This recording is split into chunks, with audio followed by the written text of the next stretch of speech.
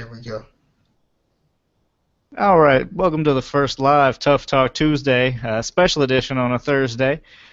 Just learning to get to use the new Live to YouTube application that we're now using here. Want to jump off things right away, guys. Let's talk about last week's fights.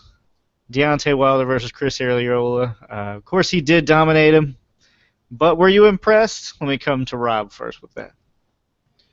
You know, I'm sorry, I hate to say it, but Areola is done. Um, the issue though is yeah, I was impressed with Deontay Wilder, being that he really was elusive. Um, that jab was working wonders for him. And usually and I went back in the past fights of his, he was kind of palling at the jab before with his opponents. But he was really sticking that jab in there. Granted, Areola was a standing target that night, so we don't know what he can do with a guy with movement. But let's face it, most of the heavyweights out there don't have great movement. So if he can keep that jab working, I was very impressed with his performance, even though I feel like he had a dead duck sitting in front of him. Okay, so yeah, that's kind of a mixed review. Sounds like you're not impressed to me. I am impressed based on what I said. His jab was working wonders. Um, Chris Arreola has been known for a guy you can't just take out, and the man pretty much dominated him, smashed his face in with a broken hand. That to me, that's impressive. And a formidable opponent in Chris Arreola. I think if he would have fought Povetkin that night, he would have dominated him too. Very possible. Very possible. Um, it's hard to say though. I mean, Povetkin's a different type guy. Definitely a lot more seasoned fighter at this point. All Ariola does have is his experience.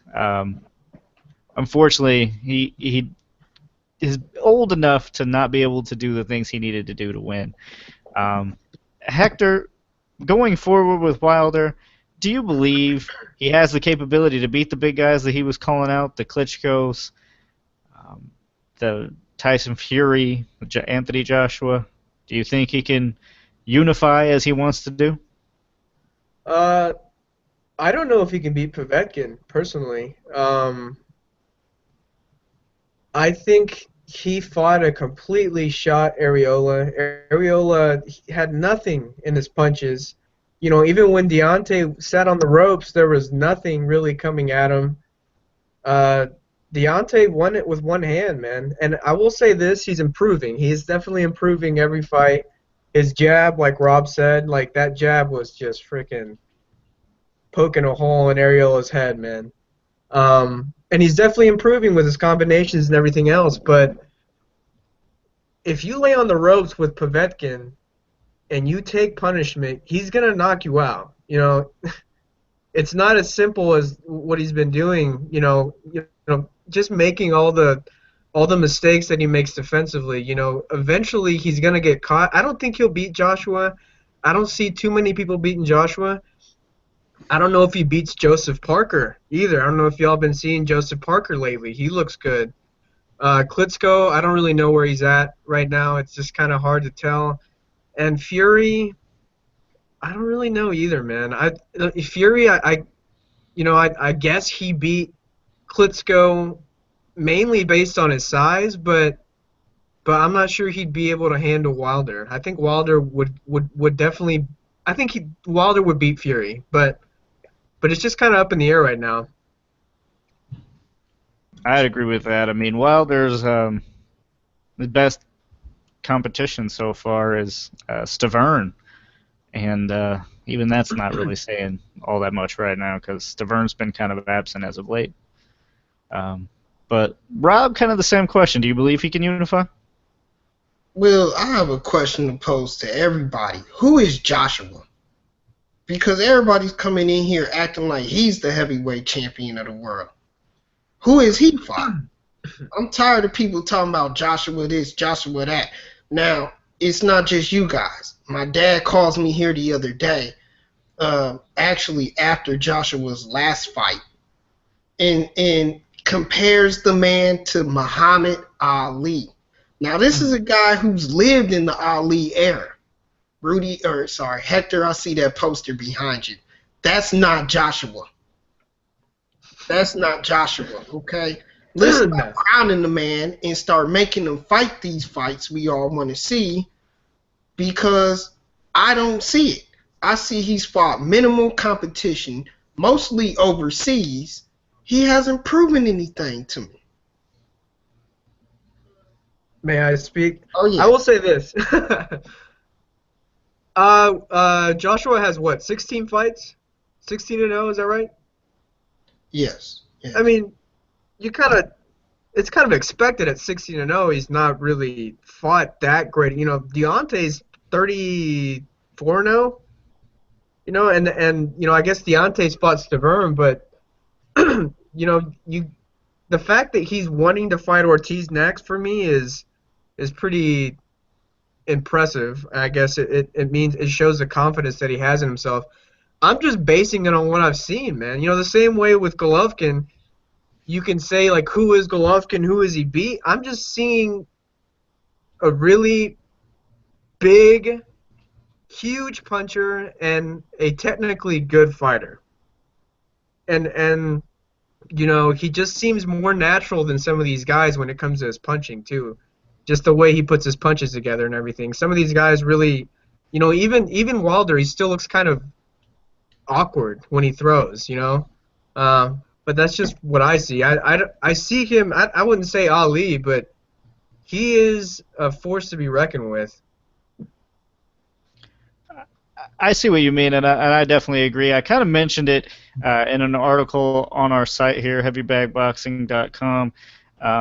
Wilder throws well, at least compared to some of the other ones. You know, he throws a little bit more. What's the word I'm looking for? Not necessarily awkward, but he throws more smoothly than a lot of other heavyweights out there. I mean, if you look at Klitschko, who throws like, I don't know, like a mule kicks. I mean, it just looks awkward. Wilder definitely has a little bit more rhythm to it, and is a little bit more accurate, especially compared to other heavyweights in the division. His size alone and his reach puts him at a huge advantage over anybody that steps in the ring with him, especially Joshua. I believe Joshua's going to be outgunned as far as that's concerned. I think he'd be able to keep him off of him. And I would definitely favor Wilder in that fight. As far as the other big guys, it's hard to say. Klitschko doesn't do well with people his height, and I think he's going to lose the Fury rematch too. So, doesn't also help that Klitschko's 48? I don't know. He's up there, man. He's getting to the point where he needs to retire. So, hard to say, but Wilder's definitely going to be sticking around here in the future. So, hard to get past that. Now, of course, also in boxing news, we all know Manny Pacquiao's coming out of retirement. Guys, it seems like nobody wants to fight him. What's going on? Hector, you're shaking your head. I don't know. I mean, somebody take it. I mean, come on, it's a lottery ticket. Now, I'll give you this: it is definitely not a Floyd Mayweather lottery ticket. They're not going to be making it $10 million against Manny Pacquiao. Manny Pacquiao will be lucky. Broner tried to. Broner tried to, and Broner tried to talk himself out of a fight because Broner doesn't want to lose. But yeah. We all knew that fight was tailor-made for Manny Pacquiao. He wanted to just whip his ass. But, you know, you guys tell me, what's going on? Danny Garcia refuses to fight? I mean, why does all of a sudden Manny Pacquiao like the most avoided man in the world? This is stupid to me. Sorry, Hector. No, go ahead. This is stupid to me, being the fact that there is a serious lack of pay-per-view superstars out there. So you certainly take a guy like Danny Garcia, who needs the limelight in a Manny Pacquiao fight to get themselves to that level to where they can make more money and become a pay-per-view star on the regular. So for people not taking that fight is a blow to the sport in itself. The issue I have, though, is there isn't any reasoning behind why he decided to come back. It was just a big announcement made on SportsCenter. Hey, Manny Pacquiao is back. He's fighting in October or November. They don't say why, and they don't even have an opponent. So that's poor strategic planning to me on their part, unless they actually had a fight and somebody backed out of it. So That was Bronner.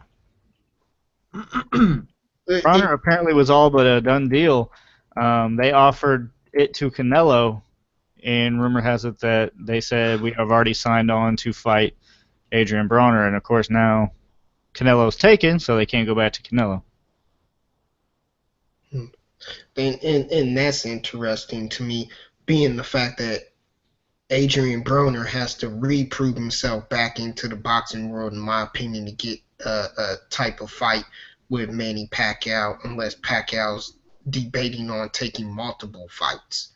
I mean, Broner could get this fight for $3 million, which to me would be a hell of a pay. It'd be his biggest payday. I mean, wanting $10 million, that's a joke, dude. Like, you're just pricing yourself out. I mean, I understand it. Maybe he does feel like he's gonna lose, but he acts like he could beat anybody. I think Danny Garcia is just. I think that's Heyman saying hell no. To me, that's a terrible matchup, man. Like, you kind of that's just to me as clear as can be that Pacquiao picks him apart, man. He's too slow. Not just his feet are too slow. It's just he would not be able to handle Pacquiao. So that's them just taking care of their asset. I've heard Jesse Vargas is one of the bigger names being associated with the fight, and it seems like that could actually happen. And I've also heard Postal and Crawford winner still. They still have been saying that. So, I mean, who knows? But, I mean, I don't know. Honestly, they probably have to do the Crawford Postal winner. Hell, Pacquiao might even go down to 140. He's kind of small for 147 anyway. They keep saying he can make 140 without a problem. 140. Yeah. So, I mean, they keep saying he can go back down, so I don't see a reason why that fight's not going to happen. Jesse Vargas is not going to get past Kell Brook, so. Or wait, no, that fight's off now, isn't it? Yeah, it's off, man. Because he's Triple fighting. G. Too. Oh, man, that's another topic.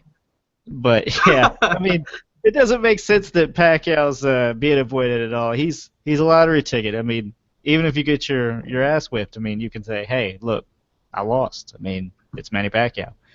That's your two outs with Manny Pacquiao and Floyd Mayweather. Is when you lost, you could always just say, hey, I lost to the best. But apparently nobody even wants to lose to him anymore. I like, though, guys, this is the first time in a long time, he's looking for people outside of Top Rank. He was trying to fight 2 PBC guys. Sounds like PBC doesn't want none of it, but... Yeah, and that's the issue, just like Hector spoke on with Heyman. Listen, Broner needs court cost money, okay? So that's for 10. He's about to go to the penitentiary, so he needs a lot of money to back him up there. Danny Garcia, to me, gets a pass because there's a possibility of a comeback for Floyd Mayweather on the table for Garcia. So I think he may be inching his way towards that because, let's face it, that's more money in the bank possibly for him. But I'm surprised nobody's even talking about, and I know I mentioned this on one of the topics, Keith Thurman. Keith Thurman is in that spot. He's at a comfortable weight man he can fight at. He's riding the high. He's still undefeated. Why is nobody talking about Keith Thurman? I don't know if PBC's going to let him do it. I mean, to be honest. I'm pretty sure they're trying to make Keith Thurman Danny Garcia. That's what they're trying to make. So I don't know. I don't know if Thurman's been offered or I don't know anything, but it seems like they're going towards Danny Garcia and Keith Thurman. But okay, so you think they may be trying to match up Danny Garcia with Keith Thurman? Mm-hmm. Yeah. Unify, whatever that means nowadays. They've had a hard time coming with the PBCs, but mark my words, PBC is trying to be the UFC of boxing. Like they're going to have their own belt eventually. For a long time, they did not even let the WBO or WBA, WBC belts even shown on the network. They were trying to stop that. I think eventually they gave in to it, but I think it's only because they're not quite ready. They're not quite to that point to begin a league type thing like the UFC has. But it's coming. It's coming. They're going to slowly try to buy up other fighters, just like Al Heyman and Richard Schaefer's been doing.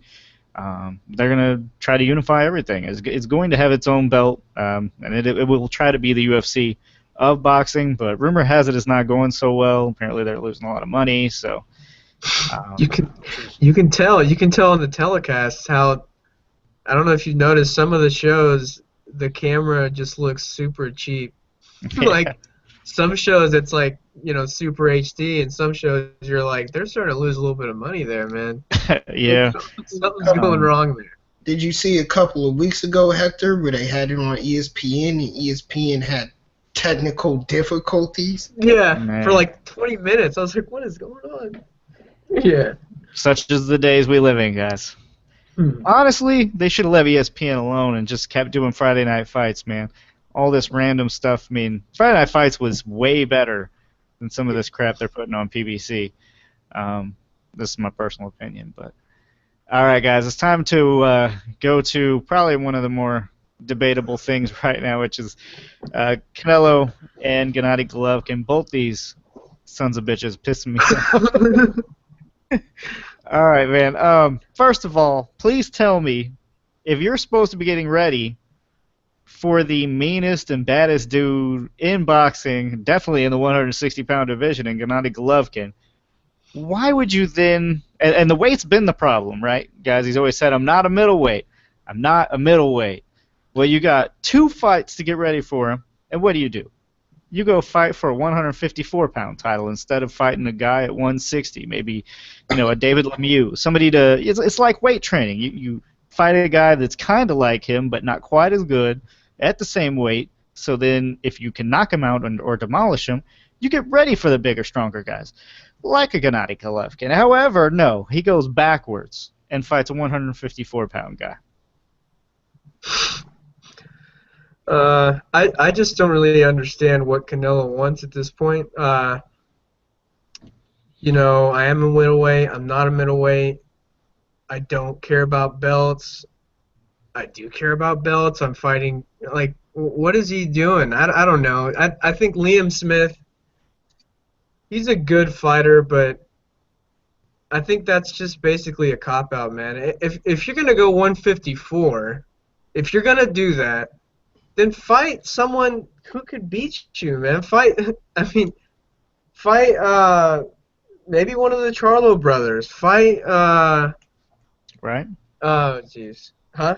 Julian Williams. Fight, come on. Like, Liam Smith is, like, perfect for Canelo. So, I get it. I guess it's like it's a warm-up fight, and he's going to, and people in England are probably shaking their heads if any of them are watching, because you know how they are. They're British fighters. They're super. They think they're just way better than they are a lot of the time. But it just seems to me it's a perfect matchup for Canelo, and he's gonna get paid, so that's just the way it goes. Man, and they have the nerve. The Britain fans. Don't get me wrong, Britain fans. I love you guys too, but putting Liam Smith, it's not first on the card. It is not Liam Smith's show. Come on now. Canelo has way more fan base than Liam Smith will ever have. He doesn't have a shot. I mean, to be honest, he's lost a fight before he even steps in it. And if it goes to the scorecards, even if he's dominated all fight, Canelo's getting that nod. So you guys have lost before you even stepped in the ring. Pleasure doing business with Oscar De La Hoya, I guess. But Yeah. to make matters worse, I mean, like you said, it's just a free fight for him. But you have another fight before Gennady Golovkin. So even if you're going to take like a stay busy fight, wouldn't you fight at least a tough fight this fight and then try to knock somebody out like a Liam Smith in your next fight? That way, you build your confidence up. Get a good knockout, good feeling fight to get into the Golovkin fight, feel a little bit more ready. Or trick your confidence a little bit to think, hey, I'm ready for this kid. Instead of fighting Liam Smith, like what's going to be his next fight then? Who's he going to fight? Hopefully somebody at 160 because it doesn't make sense. And to make me even more pissed, okay, I went so hardcore on Canelo for taking this Amir Khan fight. We all know he was going to get knocked out. We all knew he was going to get knocked out. You cannot jump weight like that and think, oh, no. And people in the media, not us, at least not myself, maybe one of you guys, I think Rob, I'm looking at you. I believe that's Rob right there. Said he had a chance at this fight. We all knew Amir Khan does not have the defense. He's going to get hit. And when he gets hit by Canelo, it was going to be over. Lo and behold, the rest of us were right. Sorry, Rob, I had to call you out on that one. And then the top... What? You were right, but okay. Khan did make it more competitive than people thought. Oh no, I'm not giving him that. I knew he was going to at least box him, and when he was boxing, he was doing pretty damn good. We called it the way it went. We said he would have a little success at first, he would get a little overexcited in his offense, and he would get caught, and he would go to sleep, and he did dramatically. Called it almost exactly, but and the same damn thing is going to happen with this fight. And you know who else talks shit about him? Gennady goddamn Golovkin. That's his middle name now. This shithead was talking all about how he's fought smaller guys and Kirkland and Mayweather and all these other smaller guys. And then what's his ass do? Fights a 147-pound fighter. Now, at least Canelo fought him at 155. Like, you may hate catchweights. I hate catchweights too. But from going to 147 to 155 is a lot smaller jump from 147 to a full-blown 160.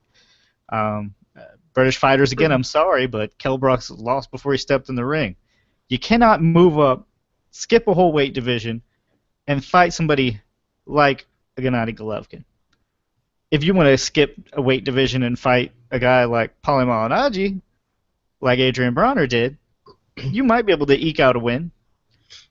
But Gennady Golovkin is going to knock him out. And you've got a guarantee for me. So don't bet on the fight. I'll owe you guys some money. You can repost this or comment on it if Kell Brook loses, and I will put it on our website that I apologize to you personally. However, that's not going to happen. And let me see, guys. Do you think it's going to happen? Rob? Yeah, Rob? Go ahead, Rob. Go ahead, Rob. I'm not going to sit here and make predictions right now because I'm not able to do that at this point in time. But in my opinion of a guy like Kell Brook, with the weight situation and everything, you guys were absolutely right with Amir Khan. You called it. You were absolutely right. I believe Kell Brook is better than Amir Khan and would beat Amir Khan in any fight in England. Back alley, it doesn't matter. Well, that's a fight I'd like to see. That's a fight that should be happening. Two 147-pound fighters fighting each other, but that's not in today's boxing. With that being said, it's the makeup of the fighter and how good of an actual boxer Kell Brook really is. And none of us really know that because he has limited opposition. He hasn't fought Triple G's. He hasn't fought nowhere near a caliber fighter like Triple G. He hasn't got to Amir Khan yet. His biggest win is against Sean Porter, who at best, Sean Porter is at best a challenger. Not a champion, a challenger. But that's what's going to make this fight because nobody really knows how good Kell Brook is. So we get to find out when he fights Triple G. We still don't know how good Triple G is. He looks strong as shit. He looks like Mike Tyson compared to all these other fighters. What's he going to do when he really fights a true boxer? That's what I want to know. What's he going to do? For all we know, Triple G could have problems with Amir Khan. Canelo might break the floor with Triple G. Because Triple G may not be as good of a fighter or a boxer as you are all making him out to be. He was looking at the power. And I'm telling you, and quote me, y'all, quote me, Buster Douglas beat the shit out of Mike Tyson. Buster Douglas. Mike Tyson was banging like Japanese prostitutes the whole time. Also, technically, Mike Tyson won the fight. The referee messed that shit Right. up. He was down for at least 10. Okay. I have But, to speak. I have to all right, take it, speak. Hector. Amir, okay. Triple G would have trouble with Amir Khan? For all we know, we No, hasn't fought a guy like Amir Khan. Amir Khan, okay. Golovkin could hurt Amir Khan with a jab, man. Okay, I'll say this. It's definitely, obviously, it's for money. That's why this is happening. You know, Golovkin, no one wants to get in the ring with Golovkin. Jacobs is nowhere to be seen. Billy Joe Saunders, nowhere to be seen. The only people that are willing to get in the ring with him is, what was it? I can't remember. No, Triano Johnson. You know, like that's not a big enough name to make any kind of money. So this is the biggest money fight there is, and that's what this is all about, is money as usual. You know, I will say this, Kell Brook is a very big welterweight. He's a big welterweight. He's you know, I listen to people say that, you know, if it wasn't day before weigh-ins, you know, if it was same day weigh-ins the way it used to be, he would absolutely be a junior middleweight. He would have to be. Like, he's just a big dude for the weight. He's also a big puncher at welterweight, and he's a good fighter. Still, jumping up to 160 and fighting Golovkin, who is one of the best fighters I've ever seen, man. And I don't say that lightly. He's a brilliant fighter, man. Like, Where's he fought, it's not Hector? just I understand that no one wants to fight him. Why do you think no one will get in the ring with him? Why do you think Jacobs just does not like look at Jacobs' tweet was, "I'll fight anybody, but I want BJ Saunders." I was like, well, why the hell do you not? You'll fight anybody, but I want to fight Golovkin? No one says that because no one wants to fight him. I mean, like, Golovkin is a humongous puncher, okay? I saw someone on Twitter post that he wasn't a one-punch knockout guy. I was like, dude, if Golovkin's not a one-punch knockout guy, then I don't know who is, dude. But he's a huge puncher. He cuts the ring off beautifully. He counter-punches constantly. He applies that mental pressure. And Rob, I do remember this. Whenever he fought Willie Monroe, you were like, we don't know what's going to happen when he fights a slick Cuban-style boxer. And whenever Willie Monroe was moving, that's when he got in trouble. And when he actually sat there and fought is when he had a little bit of success. I'm telling you, when guys move, Golovkin is brilliant at cutting the ring off. So he will put him in corners, and he will knock him out. Honestly, I just feel like it's whenever Golovkin wants to do it. He can hurt him with a jab. Right. Look, Kell Brook, I mean, no offense to Sean Porter, but his pressure tactic is going to be nothing compared to a Gennady Golovkin, and Sean Porter was able to get to him quite a bit. Now, Brock did win, but it was somewhat of a close fight. I mean, it was no domination by any means. What do you think Golovkin's going to do? He's better at cutting off the ring. Of course, he's better at pressure fighter. And if Porter lands, you can bet your sweet ass that Gennady Golovkin's going to land. When he does land, it's going to be with thunder and with lightning. I mean, it's not going to be no pitter-pat punches. It's just a matter of what round he gets knocked out in, guys.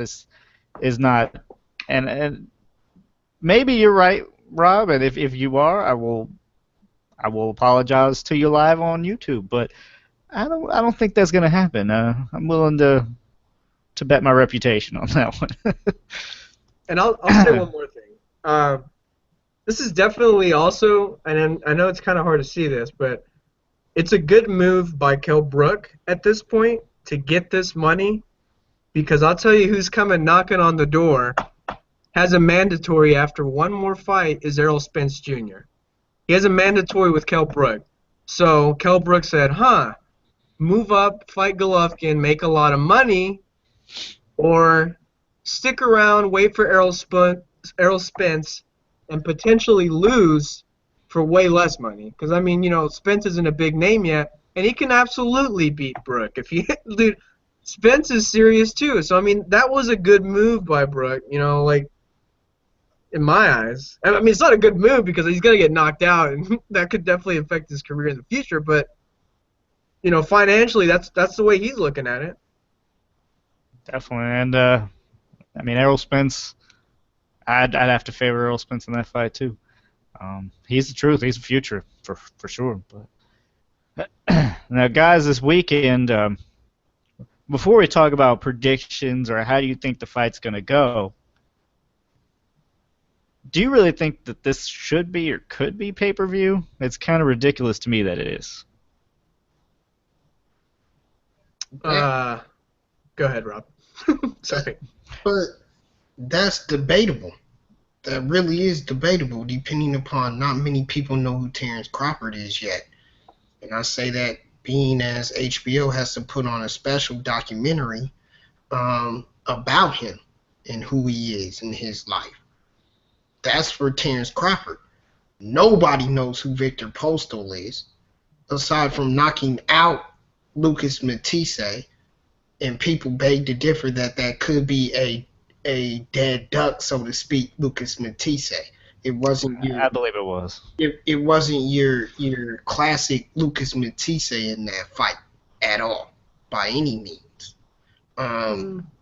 Freddie Roach bets the farm on Postol, but Freddie Roach does that to every fighter that he's coming up with because he's a master manipulator when it comes to making people believe in themselves. No, from now on, man, when Freddie Roach says somebody's going to win, I'm going to bet against him. That's for sure. He still has his back out. Well, My point exactly is he's trying to instill confidence in these guys. And honestly, before the Matisse fight, I think Postol had a lack of confidence. I don't think he believed he was an elite fighter until he knocked out Lucas Matisse. And we all saw the product Matisse brought in the ring. He just wasn't good at all. Matisse didn't bring the fight. He didn't bring a war to Postol. He didn't make it dirty.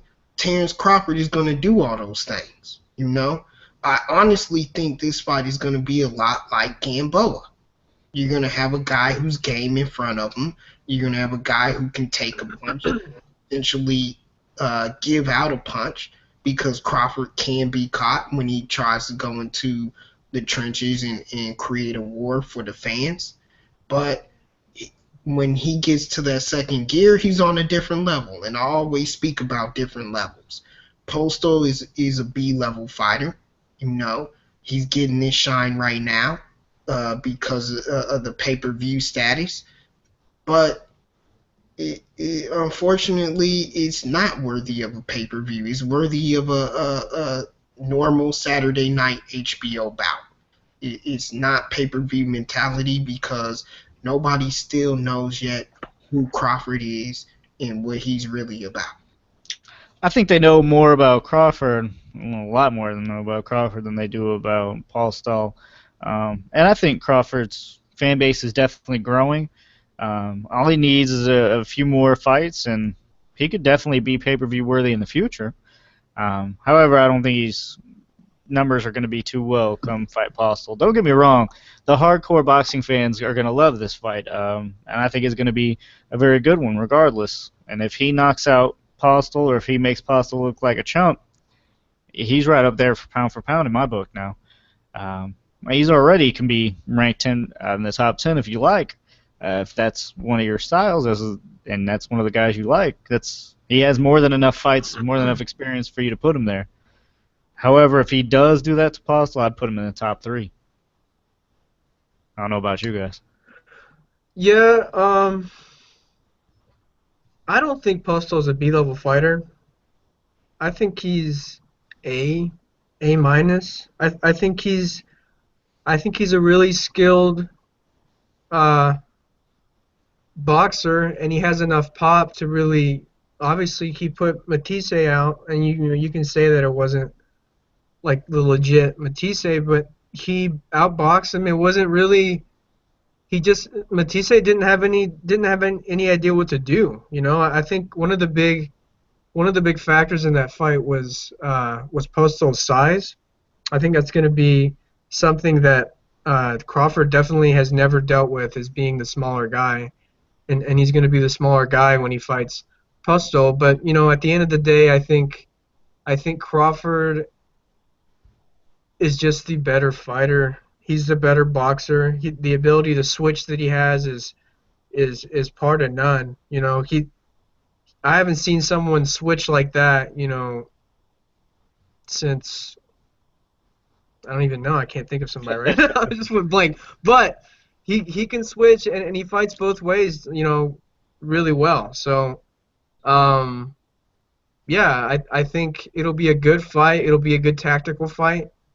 Um, but no, it's not. That was the question, wasn't it? If it was pay-per-view. No, it's not pay-per-view because, you know, neither guy's really known enough at this point. You had to have somebody, you know, I think you do need Manny Pacquiao for this. You need Manny Pacquiao to fight Crawford or Postol, and, you know, they have to get that win, the kind of pass the torch kind of thing, because right now people don't really know who they are. And even the undercard is pretty weak. I will tell you this. One of the fights that I think would be good to bet on, it's Jose Benavidez is fighting Francisco Santana. And we've seen Chinchilla, and we've interviewed him before, I believe. Yep. And I would guarantee you Benavidez is the betting favorite, but Santana is a live underdog in that fight. But anyway, yeah. No, it's not pay-per-view worthy. But look, beat a B fighter at best. I mean, his best win was against Matisse. The guy only has 12 knockouts, so in 28 fights. So you could say he has power there. Where? 12 knockouts in 28 fights. He couldn't even knock out DeMarcus Chop Chop Curley. Now, granted, that was in 2012, but still, he couldn't. There's different type of fighters, though, Rob. I mean, you can't rely on that all the time. That's there. We're talking about boxing ability, not necessarily power. There's a difference. You're gonna need. How many knockouts does Vargas have? How many knockouts does Vargas have? 9? Which Vargas? Jesse Vargas. Jesse Vargas. Jesse Vargas. He has 9, I think. But everyone all of a sudden is saying that he is this huge puncher. I mean, like, I don't know. It's just kind of from Top Rank. I think he's been able to sit down on his punches better in his last couple of fights, and I think that's where that's where that's coming from. And because his last 2 fights have been more televised, and people have been seeing him more in his only 2 last fights. You know, before that, a lot of people didn't know Jesse Vargas, so I think the last 2 fights he hurt Bradley, you know, and that was a big one. That's going to be one of the bigger ones that everybody saw and that was in their minds now. But no, Jesse Vargas is definitely not a puncher. Yeah, well, I think punch for punch, Postol is a bigger puncher than Vargas. I think his punches are they're sharper for one, and they're stiff. You know, it's not one punch knockout, but he has enough power to, you know, they're stiff, stinging shots. Like the shots he was landing against Matisse, they would stop anyone in their tracks. I mean, it wasn't, you know, knock him down, but I mean, it was a legitimate knockout in my eyes. He look awkward. He's real stiff and straight. Everything's real, you know, right down the pipe. And he can definitely hurt Crawford. Don't get me wrong. Crawford is a slow starter. He is. He's a slow starter. He gets hurt early, but after that, once he finds his rhythm, you're effed. I don't know if I can what I can say on YouTube, and I don't want to get suspended again. So you're effed. You're super effed. Postal is accurate. He's a good accurate. He is accurate, yes. But he's gonna have to be in the 50s to beat Crawford. He's gonna have to be that accurate to beat Crawford. Like I said, it reminds me of Gamboa. Gamboa has some power there, not really proven, but he has some pop, and he might be able to land a couple of shots that make you go, ooh. Crawford might be in trouble, but it's crap. from the 6th round on, it's a wrap. It's only a matter of time.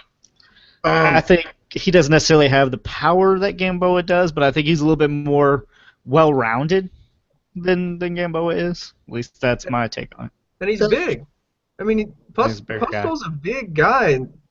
I mean, he has a really good jab. I mean, I don't see this like Gamboa because tactically it's nothing like a Gamboa fight for me. You know, you got two guys who are boxers. I really do think that Crawford's ability to switch up is going to play a big part. You know, I think he might end up switching southpaw and stick to it the whole fight like he's done his last couple of fights. So. And you know what? That's such a good trait to have that it's going to play a part into every fight that he has. And is going to win in the fight, to be honest. I mean, that's how I have it going. I mean, he's gonna get hurt early on, like we've seen in the past. Who knows? I mean, Crawford might even hit the mattress, but he's going to get up off the canvas, and he's going to win this fight, probably because he goes southpaw, like you mentioned. But I'm seeing a late round stoppage for Crawford. I really can't see it going any other way. And I mean, that's his decision, but go ahead, Rob. Well, this was off the topic. I mean, I agree with what you guys are saying, but back to the Jesse Vargas thing, I think he's just being looked at right now because Top Rank's trying to put him against every elite fighter because they don't, let's face it, they don't have a lot of fighters. But I wanna implement a new rule in boxing, at least with the heavy bag. I think when you're a quote-unquote elite style fighter or an A fighter or a big fighter and you lose like Ruslan just did against John Molina Jr., I think that should weigh on some of the fighters' resumes that have beat you that you went toe-to-toe with, like Tim Bradley. I mean, I'm just saying. Hang on now, Rob. I know Lucas to say something. Yes, Ruslan is no longer, to me, considered a resume-style builder. I not believe in that based on what he has done. He hasn't done nothing lately. Look, Ruslan is a warrior. Now, he can be outboxed, yes. I'm not debating that. Look at Chris Algieri fight, but look at Chris Algieri's face after that damn fight. Everybody that Provodnikov has lost to is somebody except John Molina. But John Molina's not a horrible fighter. I mean, it's not like he's, this B-level, C-level type guy. He's capable. He's capable. He's big minus, man. That's like saying... Depends how protected you are. Molina has gone against some of the strongest guys. Molina has a good resume. Check it out. Molina won by boxing. I never thought I would say that. Yeah, but John Molina won by boxing Provodnikov. I was like, what is going on? Like, what is this? But I will say this, man. Go ahead.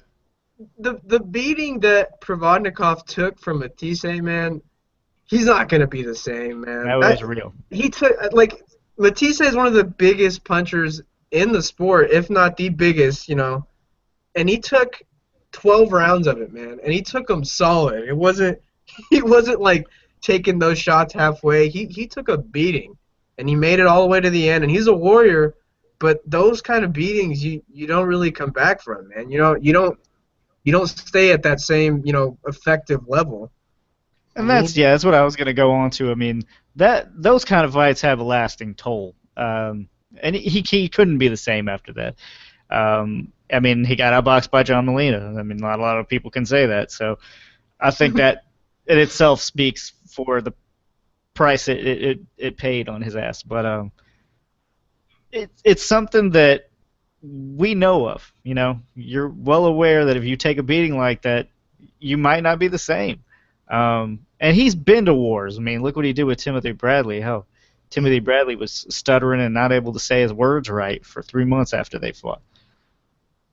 Provodnikov is not an easy win. That is a resume builder fight if you beat him. Now, after the John Molina fight, we'll have to see. I would say take a year off. After you lose to John Molina, take a year off, rebuild, see what you can do. But we're digressing here. We're back on topic. I I will say, I was I- gonna say this. A guy who switches. I was thinking of Marvin Hagler. He switches like Marvin Hagler, southpaw and orthodox. Anyway, go ahead. Sorry. Rob, so we're Hector was mentioning sizes. So how is this for you? Now, Crawford is 5'8" with a 70-inch reach. Okay. Victor Postal is 5'11" with a 73.5-inch reach. Do you think that's going to come into play any?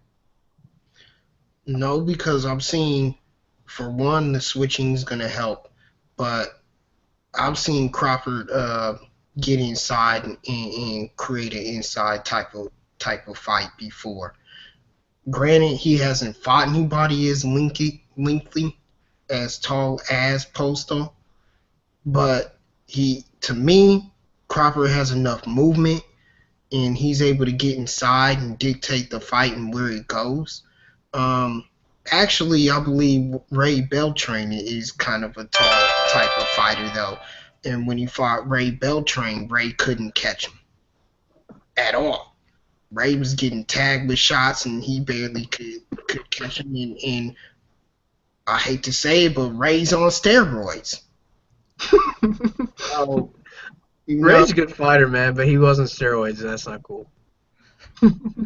But I don't think it's gonna play a part in it at all. I think Crawford's gonna be able to bait him, switch and bait him into his style of a fight. He's gonna be able to get inside, and he's gonna be able to nail him with those heavy shots.